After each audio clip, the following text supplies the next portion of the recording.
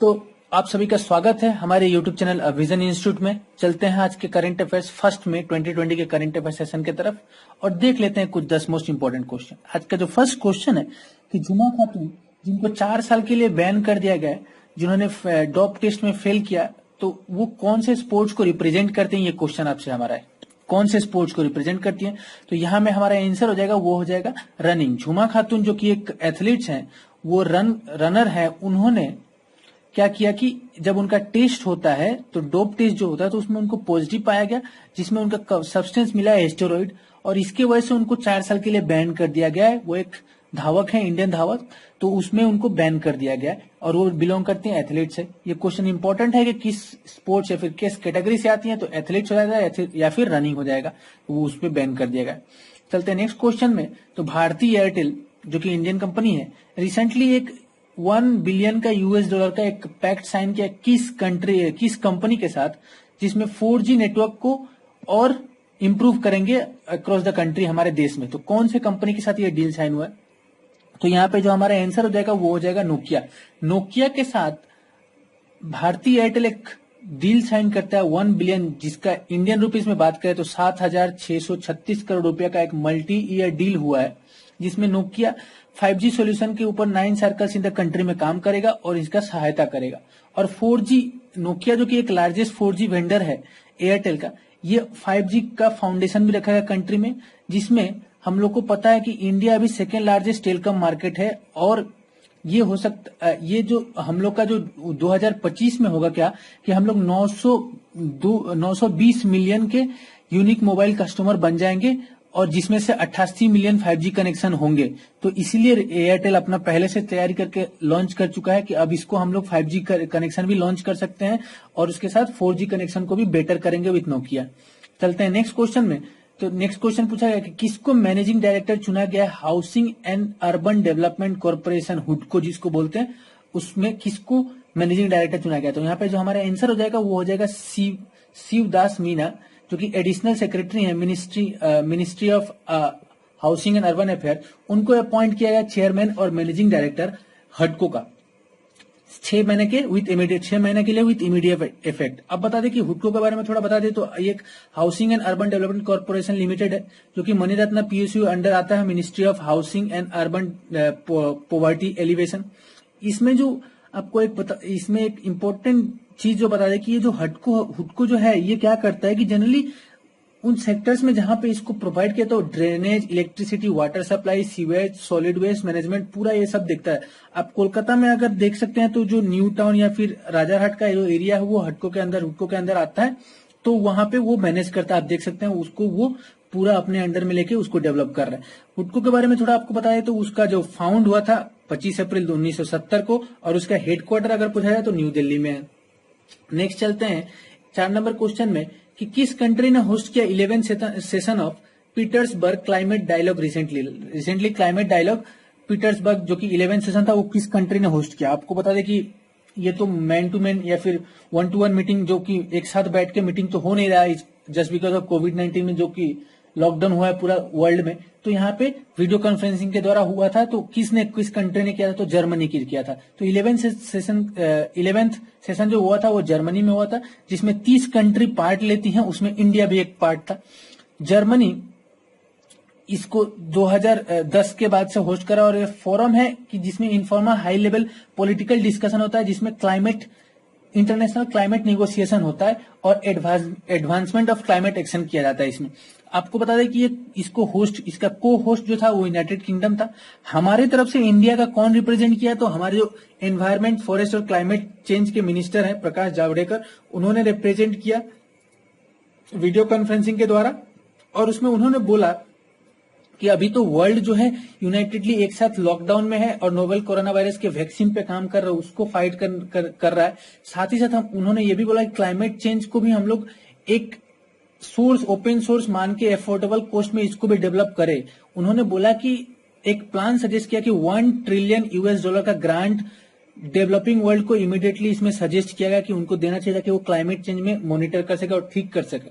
उन्होंने ये भी बताया कि ये जो क्लाइमेट चेंज या फिर ये इंटरनेशनल क्लाइमेट नेगोशिएशन हो रहा है, उसमें हम रिन्यूएबल एनर्जी के तरफ चले, रिन्यूएबल एनर्जी, और जिसमें हम लोग नया जॉब भी क्रिएट कर सकते हैं, जो कि बार बार हम लोग मतलब कि जो नॉन रिन्यूएबल सोर्स एक दिन बाद एग्जॉस्ट हो जाएगा तो उसके ऊपर हम डिपेंड नहीं रहना चाहिए, हमको रिन्यूएबल की तरफ मुड़ना चाहिए। आपको बता दें कि जो प्रकाश जावड़ेकर हैं वो राज्यसभा से आते हैं, तो आप नोट कीजिएगा कि वो राज्यसभा के मेंबर हैं।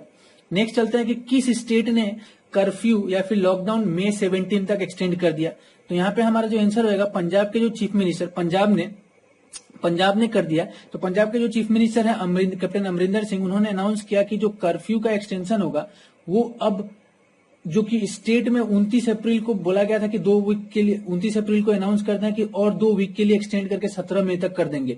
कर्फ्यू बोलो या लॉकडाउन बोलो, ये 17 मई तक एक्सटेंड हो जाएगा और रेस्ट्रिक्शंस लगा रहेगा, लेकिन थोड़ा रेस्ट्रिक्शंस को ईज भी किया जाएगा। उन्होंने बताया कि कल से मतलब कि 1 मई से 7 AM से 11 AM, मतलब कि सुबह 7 बजे से रात दोपहर का मतलब दिन का 11 बजे तक थोड़ा रिस्ट्रिक्शंस अलाउ किया जाएगा, मतलब कि रिस्ट्रिक्शंस में ईज ढील दिया जाएगा। और जो रेड जोन है वो रेड जोन हमेशा स्ट्रिक्ट लॉकडाउन के अंडर ही रहेंगे, जो जिसको रेड जोन बनाएगा, लेकिन जहां पे कम कोरोना के केसेस है वहां पे रिलैक्सेशन दिया जाएगा। उसमें कुछ जो ओपन जो शॉप्स हैं जिसका रजिस्टर्ड है वो खुलेंगे, लेकिन जो मल्टी ब्रांड या फिर सिंगल बड़े बड़े मॉल्स है वो नहीं खुलेंगे। और जो शॉप्स जो खुलेंगे उसमें 50% के वर्कर्स ही रहेंगे, ज्यादा वर्कर्स, उससे ज्यादा वर्कर्स नहीं जा सकते हैं। तो पंजाब कर्फ्यू को एक्सटेंड कर, इससे हमको समझ में आ रहा है कि हो सकता है हमारे देश में और लॉकडाउन बढ़ सकता है। चलते हैं नेक्स्ट क्वेश्चन में।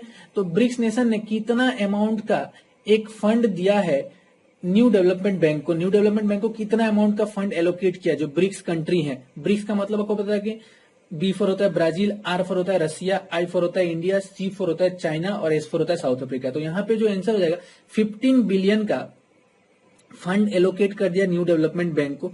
जो 5 large emerging economies of the world है, ब्राजील, रसिया, इंडिया, चाइना और साउथ अफ्रीका, उन्होंने एग्री किया कि हम 15 बिलियन को का जो फंड होगा वो न्यू डेवलपमेंट बैंक को दे देंगे, ताकि वो इससे क्या करेगा, स्पेशल लोन इंस्ट्रूमेंट सपोर्ट करेगा जिसमें रिवाइवल ऑफ इकोनॉमिक्स, मतलब मान लीजिए कहीं पे इमरजेंसी एक्सपेंसेस इनकर्ड हो गया जिस पेंडेमिक की वजह से, कोविड-19 की वजह से, तो वहां पे वो लोन के तौर पे उसको दे सके। तो हमारे तरफ से इंडिया के जो इसमें पार्ट लेने वाले मिनिस्टर थे वो एक्सटर्नल अफेयर्स मिनिस्टर थे एस जयशंकर, और उन्होंने भी सहमति बनाई इसके साथ। वो उनके साथ मिलकर जो बाकी जो ब्रिक्स नेशन के जो फॉरेन मिनिस्टर्स है, ये सब मिलकर डिसाइड करते हैं कि हाँ हम इसको अलाउ करते हैं और 15 बिलियन का राशि एनडीबी को दिया जाता है। चलते हैं नेक्स्ट क्वेश्चन 7 नंबर क्वेश्चन में। तो 7 नंबर में है कि किस नेशन ने 2021 का जो वर्ल्ड बॉक्सिंग चैंपियनशिप होना था उसका होस्टिंग मतलब कि जो होना उस देश में होना था उसका जो राइट है वो खो चुका है। तो यहाँ पे जो हमारा आंसर जो हमारा देश खुद इंडिया ने 2021 का जो मेंस वर्ल्ड बॉक्सिंग चैंपियनशिप होना था उसका जो होस्टिंग इंडिया के पास था वो खो चुका है, जस्ट बिकॉज वो पे जो फीस जो था उसका वो पे होस्ट फी जो होता है वो पे नहीं कर पाया to the international boxing association. जो इंटरनेशनल बॉक्सिंग एसोसिएशन उसको नहीं दे पाया, तो इसके वजह से ये एग्रीमेंट जो कि 2017 में साइन हुआ था उसको टर्मिनेट कर दिया गया। अब इसके वजह से इंडिया पे कुछ पेनल्टी लिया गया, कैंसिलेशन पेनल्टी, उसमें जो है $500 का पेनल्टी लगा इंडिया पे। और ये जो होस्टिंग अब देखिए कि अगर इंडिया से छीन गया है तो कोई दूसरे देश को सब दिया जाएगा, तो वो अब चला जा चुका है सर्बिया के सिटी बेलग्रेड में। वहां पे अब ये जो मेंस वर्ल्ड बॉक्सिंग चैंपियनशिप जो है वो अब सर्बिया में होस्ट किया जाएगा, जो कि बेलग्रेड शहर में, सर्बिया का शहर में होगा। चलते हैं नेक्स्ट क्वेश्चन। तो नेक्स्ट क्वेश्चन में है कि आज देखिए फिर से एक सैड न्यूज था हमारे इंडिया के लिए कि एक veteran film actor Rishi Kapoor जिनका देहांत हो गया 67 के एज में। तो हम आपसे क्वेश्चन, जो ऑबिटरीज है बहुत फेमस एक्टर्स थे, तो उनसे क्वेश्चन आने का बहुत ज्यादा चांसेस, 99% चांस है कि क्वेश्चन आएगा ही आएगा। तो यहाँ से हम आपको क्वेश्चन पूछ रहे हैं कि जिनका उनका देहांत हो गया, तो बेस्ट चाइल्ड आर्टिस्ट का role national Filmfare award उनके डेब्यू रोल में किस मूवी के लिए दिया गया था? किस मूवी के लिए उनको मिला था बेस्ट चाइल्ड आर्टिस्ट, जो कि डेब्यू रोल था उनका नेशनल फिल्म अवार्ड मिला था, तो किस मूवी के लिए मिला था? तो यहाँ पे जो हमारा आंसर हो जाएगा वो हो जाएगा मेरा नाम जोकर। ऋषि कपूर के बारे में बता दें तो मेरा नाम जोकर के लिए पहले तो उन्हें अवार्ड मिला था बेस्ट चाइल्ड आर्टिस्ट का। अब बता दें कि जो ऋषि कपूर जो थे उनको 2018 से वो कैंसर से लड़ रहे थे, और 1 साल पहले ही वो यूएसए ट्रीटमेंट करा के इंडिया में सितंबर 2019 में आए थे। उसके बाद ब्रीदिंग प्रॉब्लम की वजह से उनको रिसेंटली हॉस्पिटलाइज किया गया, और उसके बाद उनका देखा जाता तो देहांत हो जाता है। तो आप ये बहुत सैड न्यूज है। आपको बता दें ऋषि कपूर के बारे में, तो वो इंडिया के जो सिनेमा लेजेंड राज कपूर थे उनके बेटे थे, और उन्होंने बहुत सारे ब्लॉकबस्टर फिल्म में काम किया है। जो उनको नेशनल अवार्ड मिला था उनमें उसमें वो जो नेशनल फिल्म अवार्ड जो मेरा नाम जोकर था, उनमें खुद अपने पापा फादर के साथ उन्होंने काम किया था। 1970 में ये मूवी आई थी। आपको एक और बता दे कि एक अवार्ड रिलेटेड क्वेश्चन उनसे बहुत इंपॉर्टेंट है कि जो जब वो बड़े होके एडल्ट आर्टिस्ट बने तो उसमें उनको एक अवार्ड मिला था, best actor for film fair award 1974 में उनको दिया गया था। और वो कौन सी मूवी थी? बॉबी जो डिम्पल कपाड़िया के ऑपोजिट में रोल किया था। 1973 में मूवी आई थी और 1974 में उनको film fair best actor award मिला था बॉबी के लिए। तो चलते हैं नेक्स्ट क्वेश्चन पे। हमारा जो नेक्स्ट क्वेश्चन है कि उसमें दिया गया है कि किस स्टेट ने एक ऑर्डिनेंस लाया है, अध्यादेश ला दिया है कि जो उसके एम्प्लॉय हैं उनके सैलरी को कट करेगा to mobilise fund to fight against कोविड-19 को फाइट करने के लिए अब एम्प्लॉयज का सैलरी काटा जाएगा। तो केरला गवर्नमेंट, यहाँ पे आंसर हो जाएगा हमारा केरला का गवर्नमेंट क्या करता है कि एक ऑर्डिनेंस इशू करता है कि हर एम्प्लॉय का सैलरी 25% काट लिया जाएगा टू मोबिलाइज, मतलब कि फंड इकट्ठा, जो फंड की कमी हो रही है देश में उसको इकट्ठा करने के लिए ये किया जा रहा है कि ताकि फाइट कर सके हम कोविड-19 का। अब इसके बारे में आपको न्यूज दे दें तो केरला का जो हाई कोर्ट है इसके ऊपर स्टे ऑर्डर लगा दिया था। इसी की वजह से क्या हुआ कि जो केरला के गवर्नमेंट है उसने ऑर्डिनेंस पास करके इस बिल को मंजूरी दे दी कि अब वो सैलरी डिडक्ट करेंगे। ये कैबिनेट में डिसीजन हुआ और उसके फाइनेंस मिनिस्टर है जो टीएम थॉमस आइजैक, उन्होंने रिपोर्टर्स को बताया कि स्टेट गवर्नमेंट ने एम्पावर कर दिया है, जिसमें से 25% जो सैलरीज एम्प्लॉयज हैं उनके 25% सैलरीज को कट किया जाएगा, जो कि डिजास्टर मैनेजमेंट या फिर हम बोल सकते हैं कि कोविड-19 के फाइट करने में उस फंड में चला जाएगा।